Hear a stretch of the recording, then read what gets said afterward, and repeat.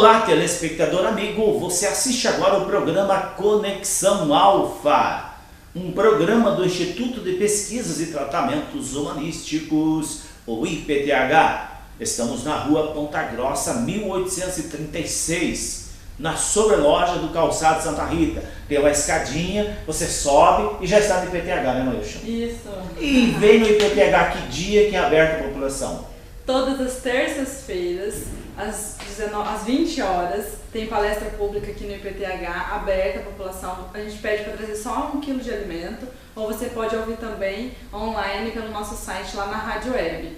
Todas as sextas-feiras, às 19h30, todos os sábados, às 14 horas, tem constelações familiares, que você também pode vir constelar, ou você pode vir aqui só para participar e ajudar, né? E conhecer a metodologia, né? É só isso. E tem atendimento também.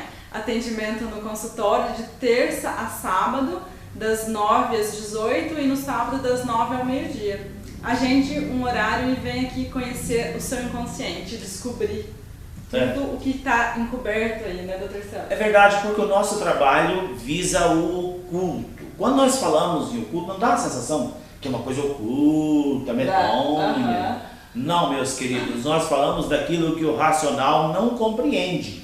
Existe lá na pessoa, na família, problemas que já tentaram resolver de várias formas, racionalmente não tem como solucionar. Aí vem o IPTH com um conhecimento em excelência no inconsciente humano.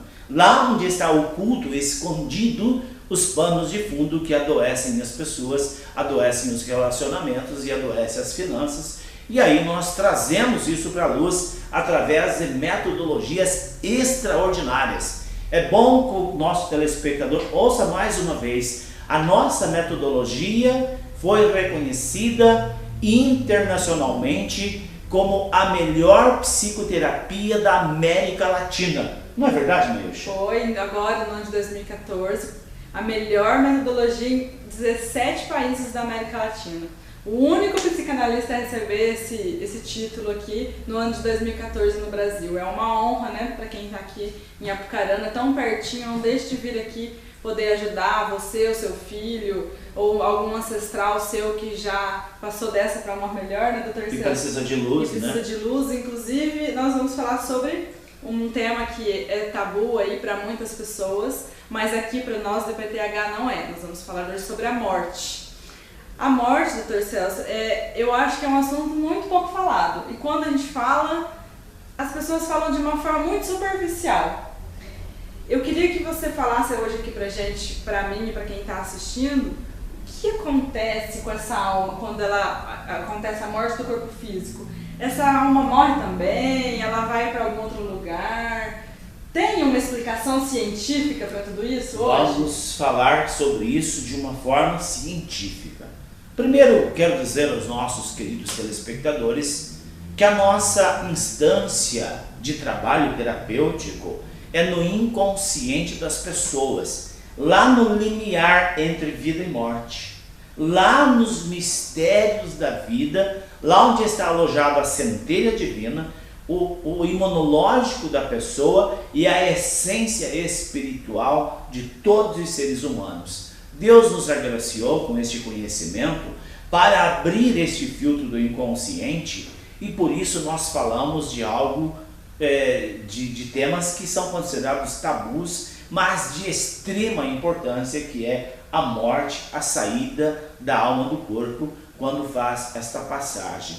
E a Maílson perguntou como, ou melhor, o que acontece com a alma após deixar o corpo físico.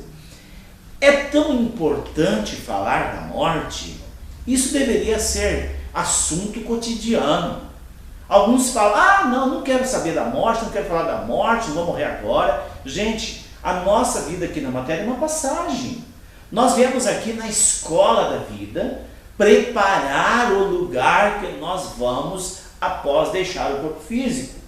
E nós sabemos que o livro do Gênesis, capítulo 2, versículo 7, fala de como a alma é fecundada.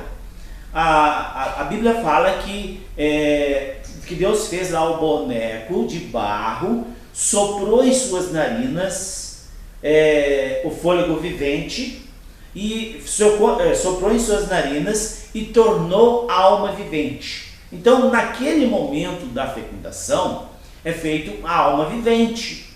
Alguns é a primeira vez que vem na matéria, outros estão regressando já de muitas idas e vindas, mas é desta forma que a ciência mental explica, e fazemos também uma comparação com Gênesis, que eu também sou teólogo, estudei sobre a vida de uma visão mais espiritual.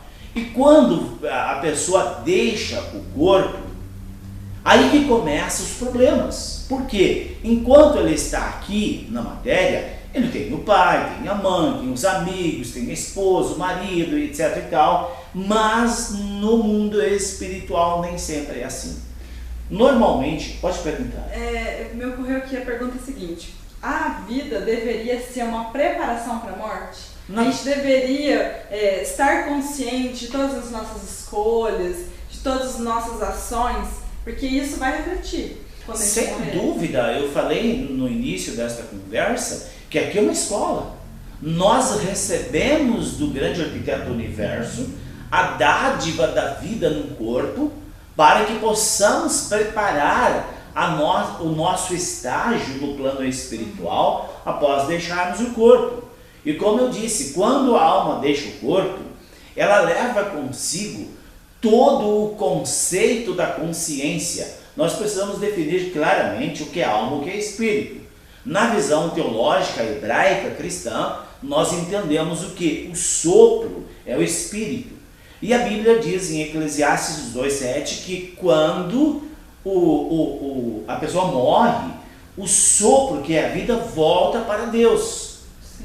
E a alma vai para outro lugar. A alma é esta consciência, aquilo que chamamos de mente ou de psique. E é esta alma que vai para o Seol ou para o Hades, conforme Lucas 12, 16 a 22, fala de Hades. A palavra Hades significa um estágio intermediário. Seol também significa um estágio intermediário. O que vai determinar para onde essa alma vai são as ações em vida. Sim, são as ações em vida. Você falou tudo agora.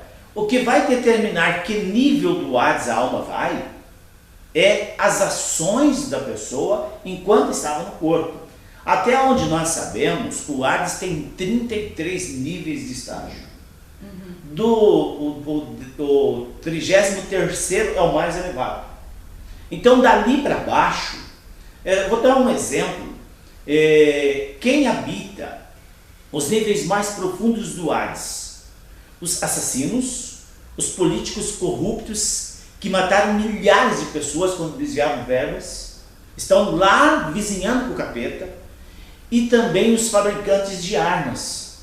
Eles habitam os níveis mais profundos do Hades. Eu não preciso cometer o crime. Se eu facilitei ali de alguma forma, por exemplo, eu tenho uma fábrica de armas, eu também Você está sou fabricando a morte. Entendi. Então existe um lugar específico para esses níveis de pessoas. Os assassinos frios, os fabricantes de armas, os políticos corruptos vão avizinhar com o capeta, lá nos níveis mais profundos do Hades. Aquelas pessoas que tiveram uma vida mais equilibrada vão lá para o 15º, que já é um nível melhor. E aí, quanto mais sobe, mais elevado fica. Mas isso nós podemos ver no livro de Mateus, capítulo 12, Mateus 16, perdão, no Evangelho de Mateus, capítulo 22, 16 em diante, do versículo 16 em diante, que no Hades nós temos as mesmas sensações que tínhamos quando estava no corpo. Os mesmos desejos, as mesmas vontades, a ira, a revolta, o desejo de vingança, temos tudo. É como se eu ainda estivesse vivo. Mas não existe a morte, estamos de fato vivos, só que não possuímos o corpo físico, sente fome, que é o veículo. Sente vontade de fazer xixi. Conforme o nível de ilusão da alma, ele sente as mesmas coisas que sentimos aqui. E como ele faz para saciar esses desejos? Aí vejam bem, esta é uma pergunta chave que ela perguntou. Como essas almas em ilusão fazem para saciar os desejos? Quando a alma fica do outro lado, ela faz um contato pelas vibrações da alma com os membros da família ou com pessoas que se afinizam com vibração baixa.